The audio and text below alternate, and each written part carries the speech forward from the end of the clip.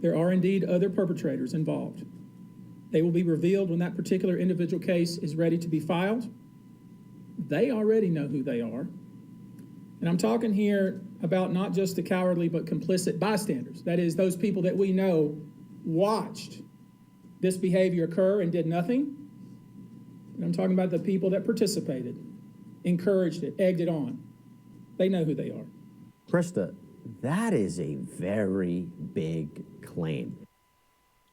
Right. Now, if a celebrity was to, come out and say something, like I said, that's basically putting a target on their back. Listen very carefully. If a celebrity was to come out and say, yes, I was at the Diddy party at this date, this time, and I seen this, and I seen that, and celebrity A was there, celebrity B was there, celebrity C, celebrity E, D, E, F, start to name names. Now they have a target on their back. We're not going to see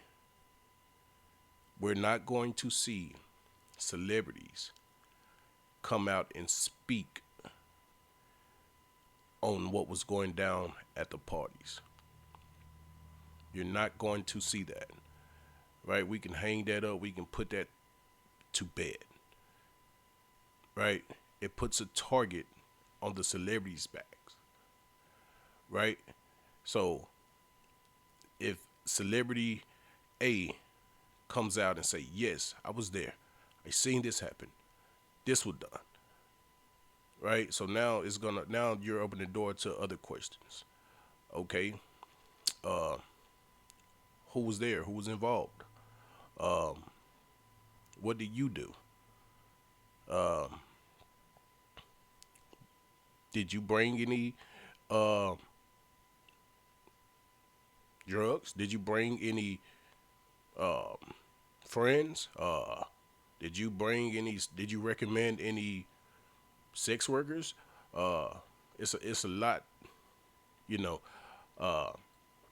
like I said, if a celebrity was at the Diddy parties, it was on an NDA agreement, and Diddy's NDA degree, Diddy's NDA agreement was airtight, right? His agreements was airtight.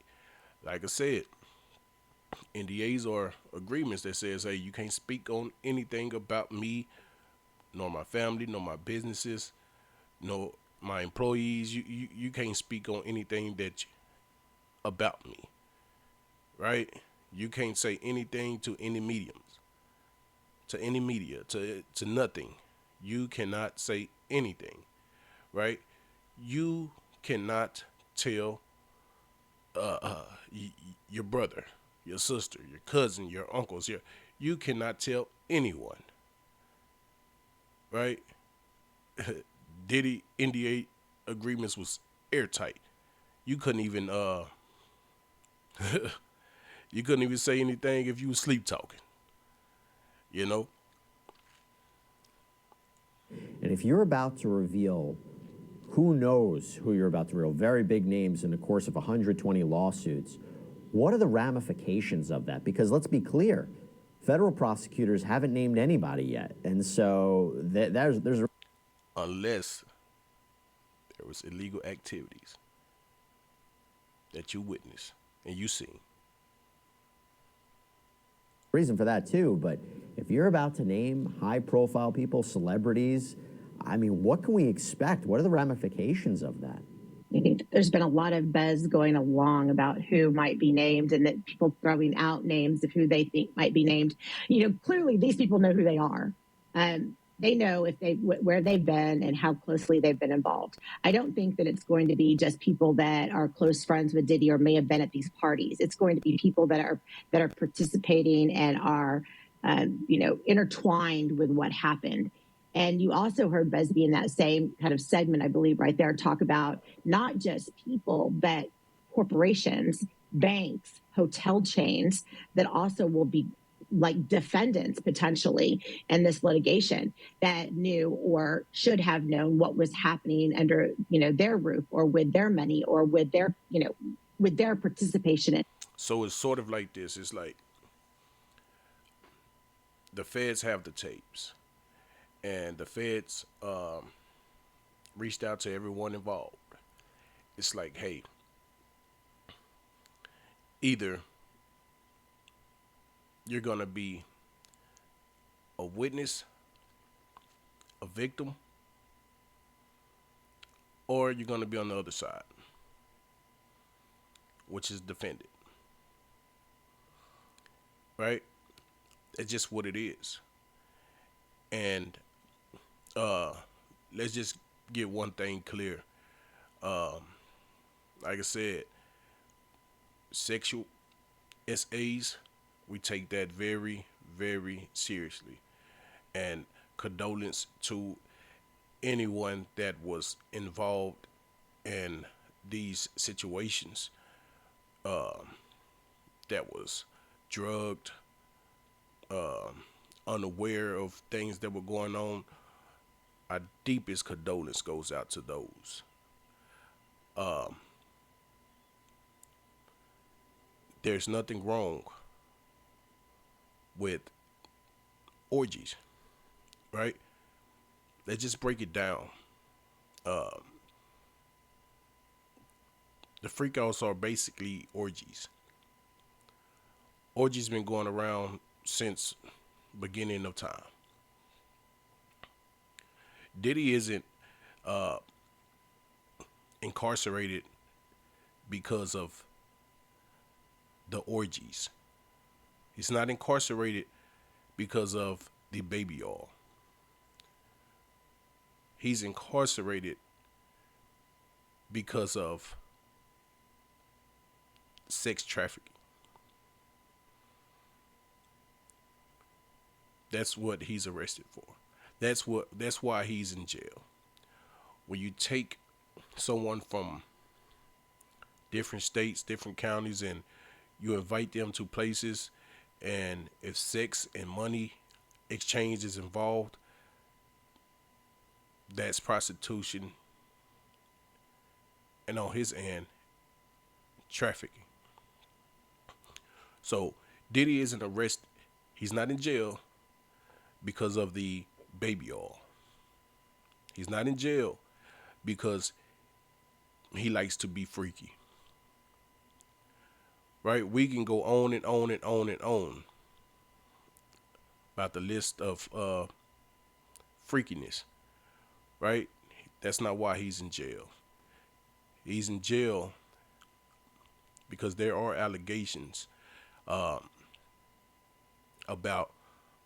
women, people, humans being drugged,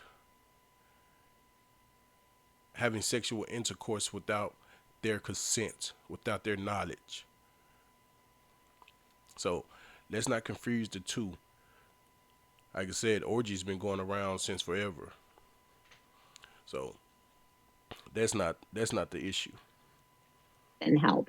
So it's not just very important, powerful people. It's going to be also corporations, which I think is not surprising. The attorneys representing Combs in both his civil and criminal cases say he has never sex trafficked anyone or sexually assaulted anyone. Mark Agnifilo represents Combs in the criminal case. His resolve is the same. He believes he's innocent. I believe he's innocent. And we're going to fight this case with all of our might until we don't have to fight any longer. Now, you might recall that Combs is being sued in civil court by about a dozen people claiming they were sex trafficked, sexually assaulted, or abused in some other type of way. I told you Ariel Mitchell Kidd had bombshells. The next one has to do with her claim that she's been contacted by a person who said that they... What if I told you that you can use motion array to improve your videos fast? For example, you can create a professional opener. Want to sell a sex tape in a catch and kill type of operation, and that the video shows Sean Combs engaged in sex with a celebrity who's more high profile than he is. News Nation actually broke this news about the purported video. It really got... All right, so The tapes are being shopped around. The tapes are being shopped around. Oh, I'm gonna let y'all take a listen. Got me wondering, who could be more high profile than Sean Combs? He's been a public figure for decades, and he's a billionaire. Ariel Mitchell Kidd is going to provide more details about that video here shortly. And you may recall that Mitchell Kidd was representing Adria English, an adult entertainer suing Combs, claiming that he trafficked her at his white parties. There's news on that front as well, so stay tuned.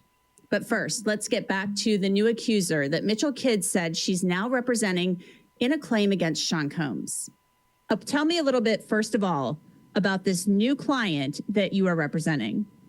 Yes, I had a young lady reach out to me about 2.5 weeks ago in reference to a sexual assault that occurred in 2018 by Mr. Combs and another individual that Mr. Combs directed to assault her. She was able to escape the assault and ran out into the street, and a neighbor heard her. This was a very quiet neighborhood in Northern California, and heard her and brought her in the house, and the police were called, and she filed a police report. I've actually been in talks already with the police department that she filed the police report with. I am actively working with them to figure out what did and did not happen and why things were not, I don't want to say taken seriously, but what type of investigation was conducted once my client made that those statements and made that report to the police. And I am in the process now of writing her complaint and getting it filed in California courts.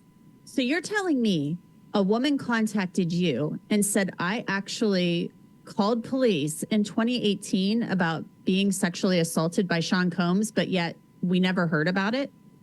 She did tell me that when she initially made the report, she didn't say who it was. She later did call and amend. She said she... Right, this is a lawyer of one of the accusers, probably a couple of the accusers. And she's saying that that she's represented one of the females, and she said that she was trafficked by Diddy, and she ran outside, and neighbors helped, called the police. That's where we at. Felt almost crazy that if she were to say who it and why things were not, I don't want to say taken seriously, but what type of investigation was conducted once my client made that those statements and made that report to the police. And I am in the process now of writing her complaint and getting it filed in California courts. So you're telling me a woman contacted you and said, I actually called police in 2018 about being sexually assaulted by Sean Combs, but yet we never heard about it? She did tell me that when she initially made the report, she didn't say who it was. She later did call and amend. She said she felt almost crazy that if she were to say who it was, that they wouldn't have believed her when she initially made the report. And I've had that similarly happen to my client in the Trey Songz case, where Mr. Combs, if you look up my case that's currently still pending in litigation in Florida with Trey Songz, Mr. Combs is listed as a defendant in that case. I also had a case with Chris Brown the following year in 2022, where my client, two young ladies, were raped on a boat at Sean Combs's home. And imagine me as an attorney making these statements, advancing these things in court. No one was willing to listen to me in 2021 and 2022. So I can only imagine in 2018 when she did make this phone call to police and was very nervous about saying who it was, that why she wouldn't have said it initially, but she did later on amend her complaint to let the police know it was Mr. Combs. So there is physically a police report at a police department in Northern California that says, you know, I am this person, my name, and Sean Combs sexually assaulted me. Yes, that's to my understanding. I'm waiting to get an official. I called the police department there.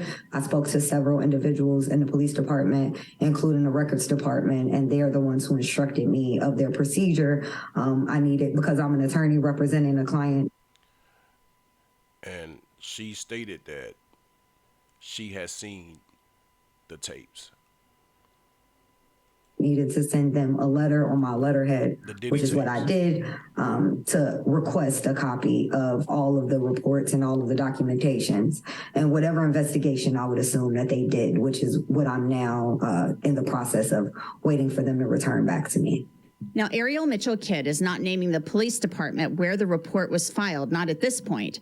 She said the assault occurred at the home of a friend of this woman and that her friend knew Sean Combs, who then arrived. This friend, who she claims is a person who is in the industry and well-connected, Mr. Combs called this individual and said, "Hey, what are you doing?" He's like, "I'm chilling at my home."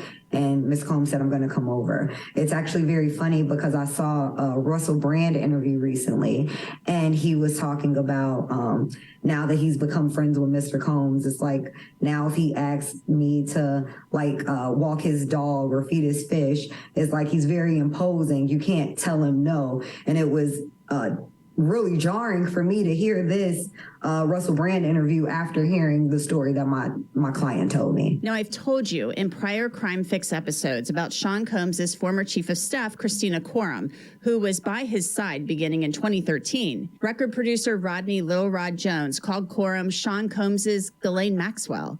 Sean Combs has denied the allegations that he has sex trafficked anyone. Mitchell Kidd says her new client brought up Christina Quorum's name in their conversations.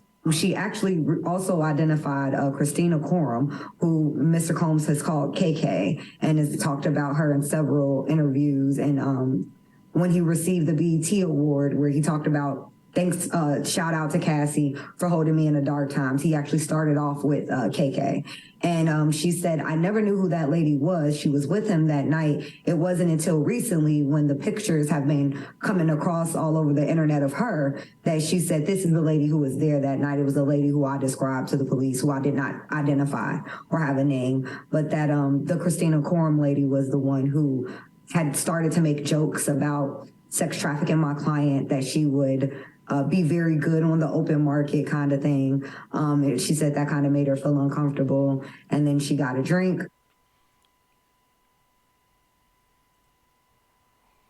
You know, I just find all this very odd that all of this is coming out as soon as Diddy mentioning suing a liquor company.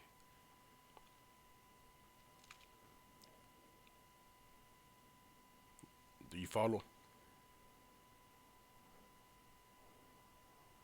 Now, when Diddy mentioned about his dealings with the liquor company, this all exploded, folks.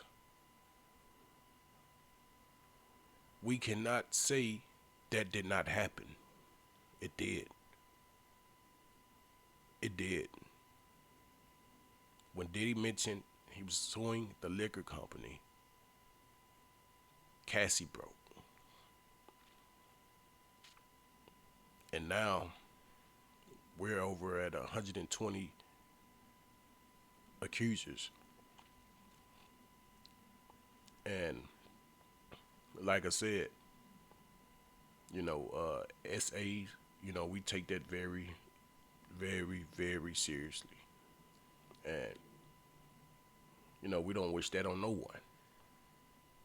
But it's kind of odd that when Diddy starts to talk about suing the liquor company, I mean, a nuke goes off in this guy's life.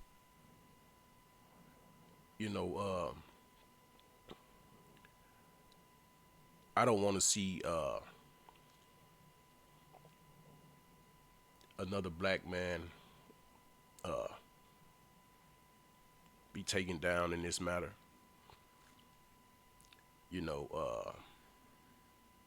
What's done in dark will come to light indeed.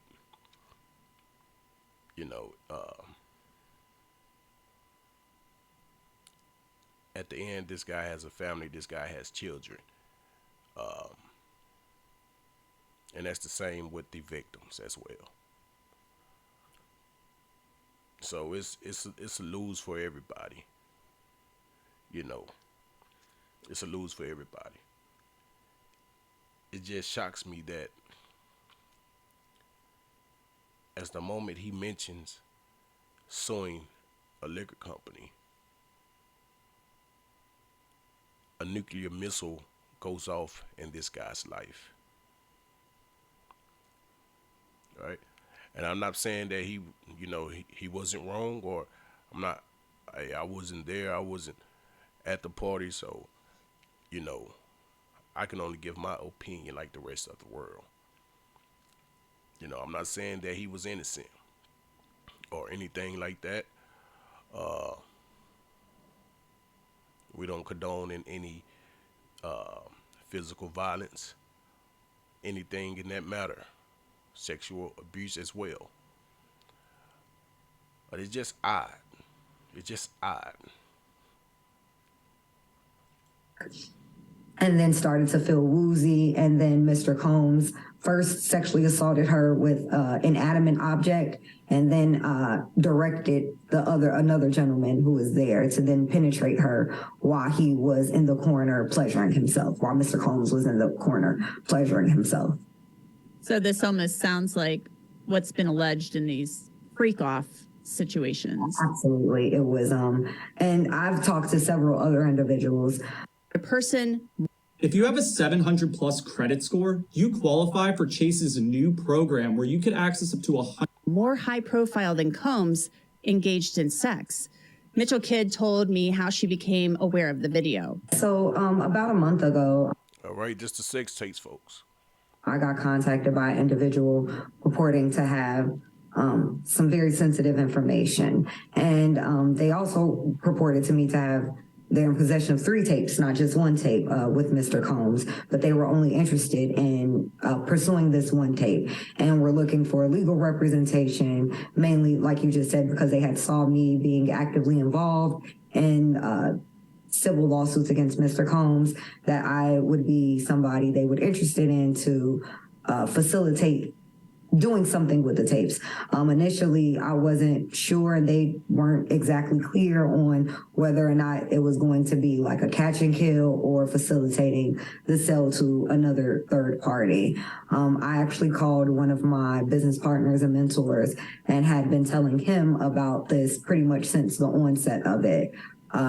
They invited me, the individuals who have the video invited me to California, to LA, to come and view the tapes in person. I was hesitant to do so, only because once I know something, I'm obligated, based on being an officer of the court, to tell the court what I saw and what I knew. They offered. Not gonna lie, the lawyer looked kind of good. She's not too bad looking. To send me screenshots through text messages, which I declined. And I ended up saying, well, let's FaceTime and then you can show me. This way I have a sense of no evidence or plausible deniability in terms of things that I've actually received or actually seen with my own 2 eyes. And in those couple of stills that they showed me was Mr. Combs and another very shocking, I would imagine, very jarring for a lot of people, individuals in a very pornographic nature. So, Ariel, I have to push you a little bit on this. You've said it's somebody more high profile, and you're saying individuals, plural, more high profile than Sean Combs. I mean, are we talking more high profile in Hollywood? Are we talking a politician? I mean, what are we talking about here? No, it's someone in the entertainment industry, and I would say this person is undisputably more famous than Mr. Combs. So she seen the sex tape, one of the sex tapes that's been marketed around. And she's saying that the person that's on this tape with Mr. Combs is someone that's more famous than Mr. Combs. And then indeed, that person is also in the entertainment realm.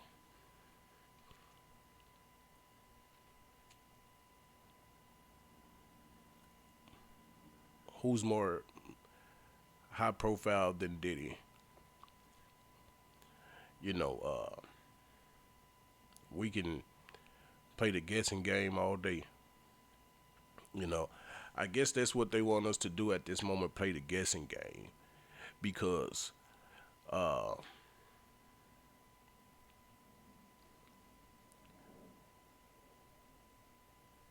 we all remember R. Kelly had a tape.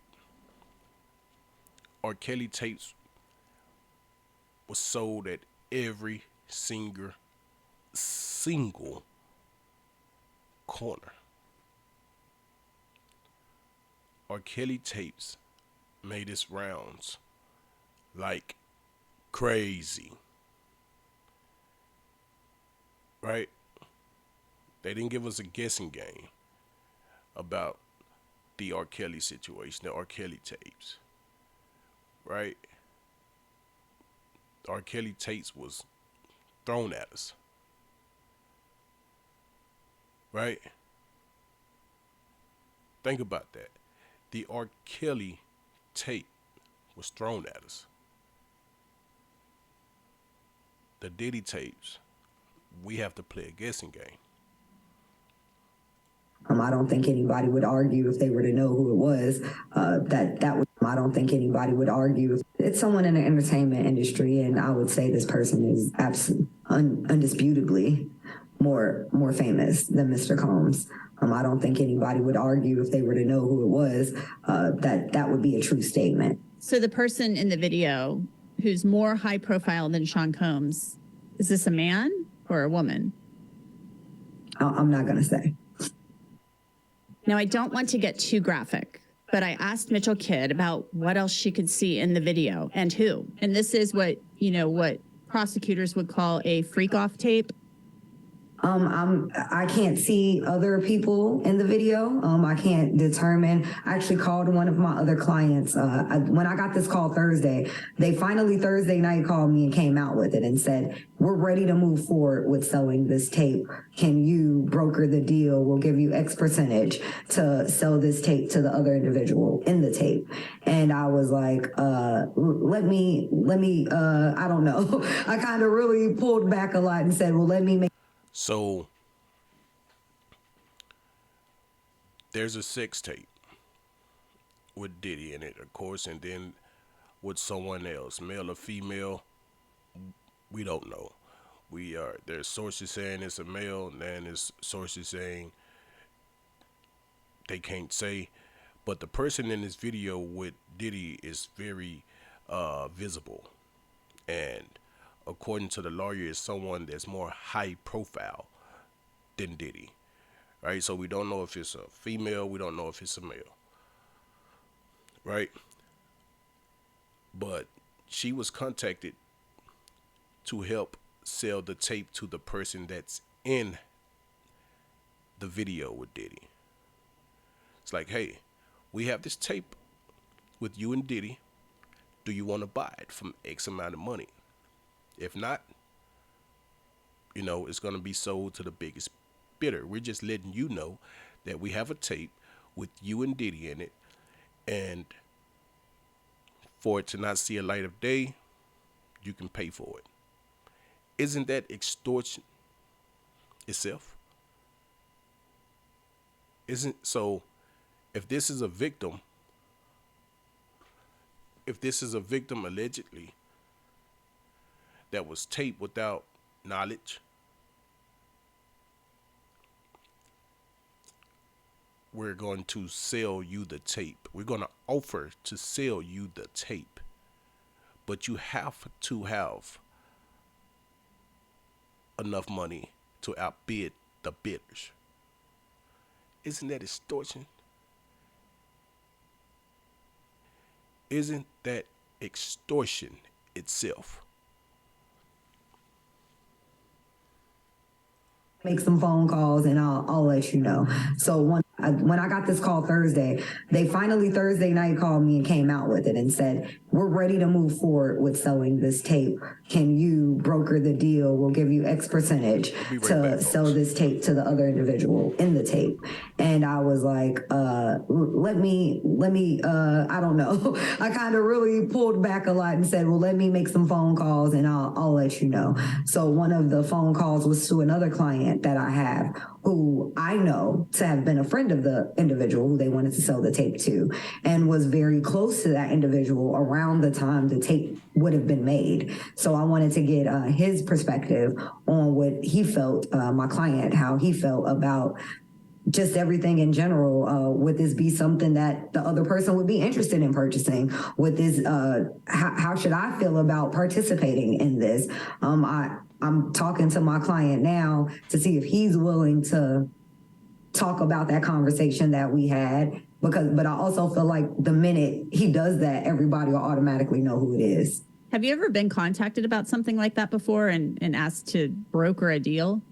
Absolutely. I do this behind the scenes for several A-list celebrities, people who I would never tell you about or anybody else about because I'm paid very well to do this for them and to catch and kill a lot of things on their behalf, things that either they may have gotten themselves into or somebody else got them into. So this is not something I'm a novice on. I've done it many a times before. However, this is a lot more high profile now that the feds are involved and the other individual. I'm actually more concerned for the other individual in the tape than I am Mr. Combs.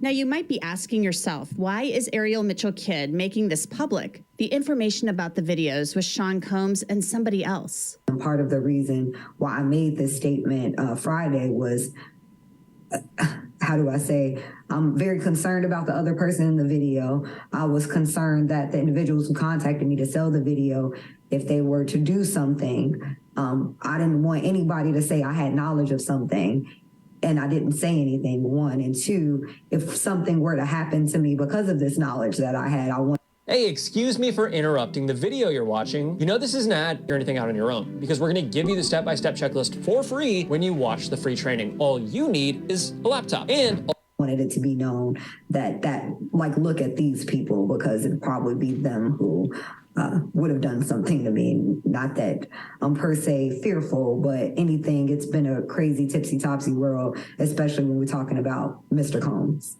Have you been threatened at all since you've become involved with, especially with Adria English, obviously, but have you received any threats? I was threatened by Mr. Combs previously.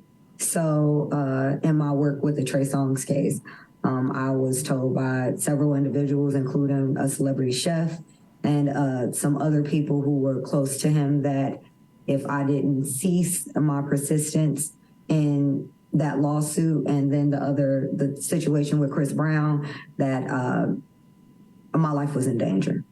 Wow. Did you ever report that to law enforcement? I did not. I didn't want to include the other people. I just bought more guns and then I moved out of the state. I reached out to Sean.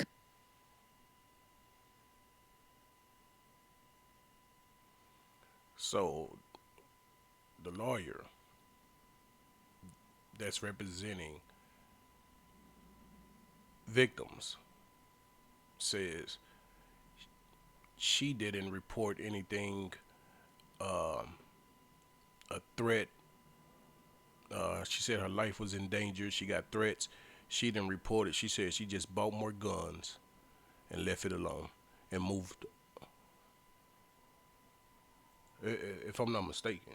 Did you ever report that to law enforcement? I did not. I didn't want to include the other people. I just bought more guns and then I moved out of the state. I reached out to Sean Combs' reps for comment on this new accuser, the video, and Mitchell Kidd's claims that Combs had previously threatened her when she sued him as part of the Trey Songz lawsuit.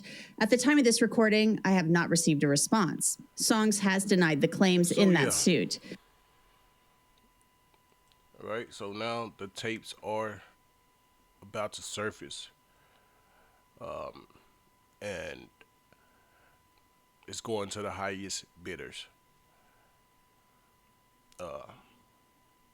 Right? It's going to the highest bidder. Right. So there we have it, folks. Like I said, we give our condolences out to anyone that's been SA'd before. Deeply. And like I said, we really kind of at a standstill with this case. Like I said, there's going to be more and more and more accusers to come out and come forward. Right now we're at 120 and counting.